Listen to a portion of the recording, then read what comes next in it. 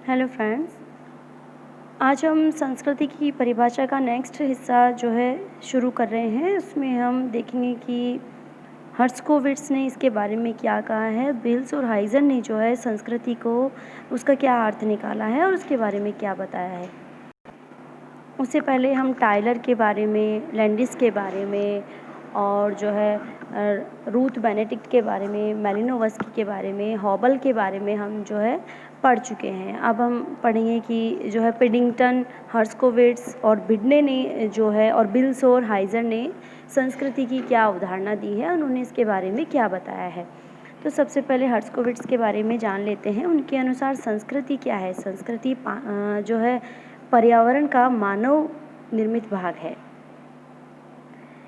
अब इस परिभाषा से इस सत्य की ओर हम आकर्षित होते हैं कि मानव जीवन जो है दो प्रकार के पर्यावरण में पलता है।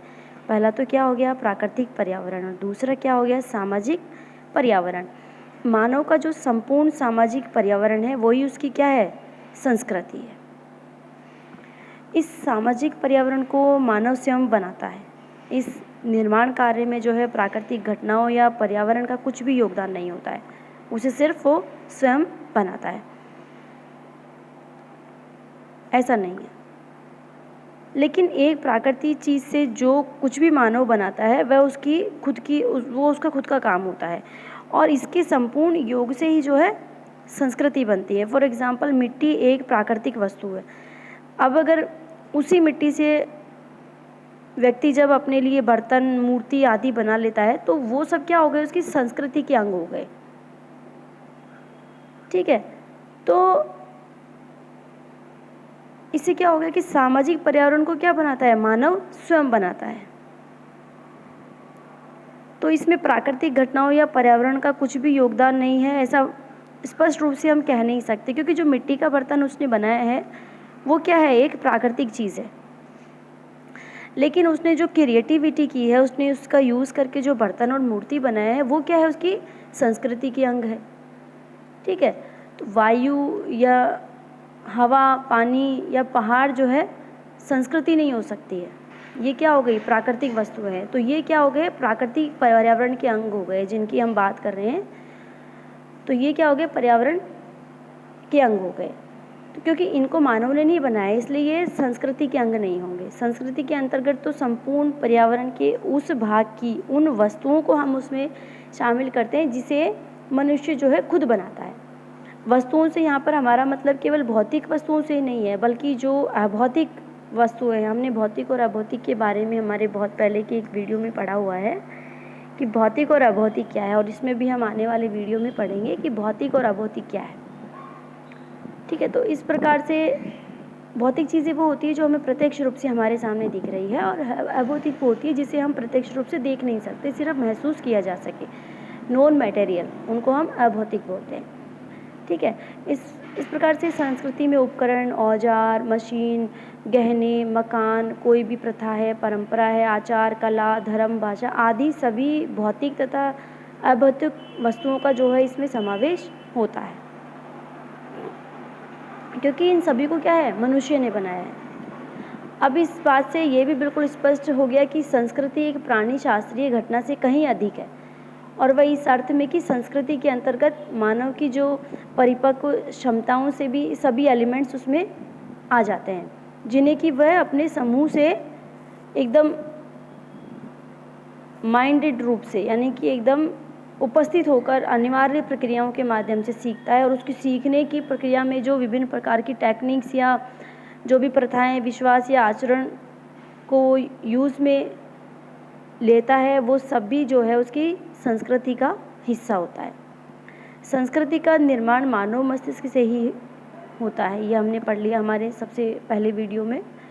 लेकिन संस्कृति के अंदर जो है मस्तिष्क का, यानी कि दिमाग का समावेश उसमें नहीं होता है। दूसरे वर्ड्स में अगर कहें तो संस्कृति मानव मस्तिष्क की ही उपज है, लेकिन संस्कृति नहीं है।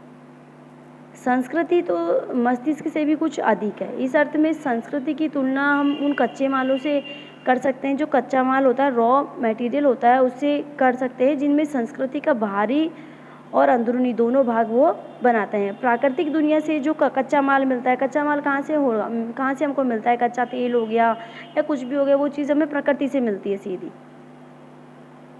और फिर उसमें क्या होता है, मानव अपनी जो उसकी आवश्यकता है उनकी पूर्ति के लिए उसे क्या बना लेता है, बहुत सारी वस्तुएं बना लेता है। जैसे पेड़ों से लकड़ी मिल गई तो लकड़ी क्या हो गई, प्राकृतिक वस्तु है, लेकिन उसको काट चाट करके वो अपनी आवश्यकता के लिए बहुत सारी, जैसे मकान की जो है फिटिंग करता है, अपने सोने के लिए पलंग बना लेता है, या लकड़ी से कितना आजकल बिल्डिंगें जो है खड़ी की है इंसान ने। तो ये जो उसकी कारीगरी है, ये क्या हो गया, संस्कृति का एक रूप हो गया। ठीक है।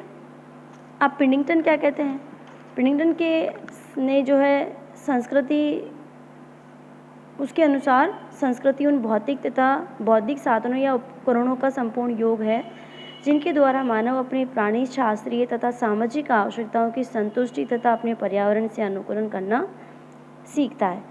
इस प्रकार से पिडिंगटन के अनुसार जो है किसी भी मनुष्य की संस्कृति में 2 प्रकार की घटनाओं का समावेश होता है। कौन कौन सी, अभी अपन ने परिभाषा में दिखा। पहली कौन सी होगी, भौतिक वस्तु, मटेरियल ऑब्जेक्ट्स, जो कि जिनको मानव अपनी आवश्यकता की पूर्ति के लिए बनाता है। फॉर एग्जांपल जैसे बर्तन हो गए, कपड़े हो गए, मकान, मंदिर, बड़ी बड़ी बिल्डिंगें एक्सेट्रा। और सेकंड क्या हो गया, बौद्धिक। बौद्धिक क्या, ज्ञान, विश्वास हो गए, मूल्य हो गए, या अभौतिक या अमूर्त घटनाएं। तो इनका भी जो है समावेश संस्कृति में होता है। संस्कृति के ये दोनों पक्ष आपस में संबंधित तथा पूरक होते हैं। ये कौन कहते हैं, पिडिंगटन। अब आगे देख लेते हैं बिडने। बिडने क्या कहते हैं, बिडने ने जो है अपनी परिभाषा में संस्कृति के तत्वों का स्पष्टीकरण करते हुए लिखा है कि संस्कृति कृषि संबंधी तथ्य यानी कि एग्रोफैक्ट्स, प्राविधिक तथ्य यानी कि आर्टिफैक्ट्स, सामाजिक तथ्य यानी कि सोशल फैक्ट्स तथा मानसिक तथ्य यानी कि मेंटल फैक्ट्स, इनकी जो है उपज होती है।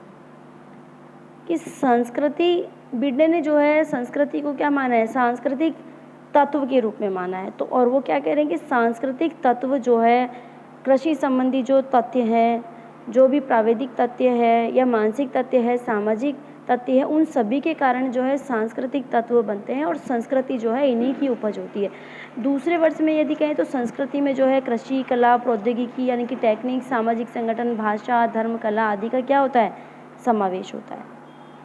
तो इस तरह से अलग अलग विद्वानों ने जो है संस्कृति को अलग अलग रूप में माना है, अलग अलग इसकी परिभाषाएं दी है।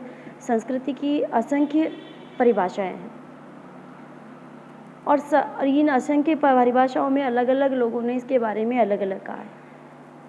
ठीक है। तो इसके और कुछ एक विद्वान ने जिन्होंने संस्कृति को परिभाषित किया है और उसका क्या अर्थ निकाला है, ये हम अपने इन वीडियोज़ में पढ़ चुके हैं और आने वाले वीडियो में हम संस्कृति की विशेषताओं के बारे में पढ़ेंगे।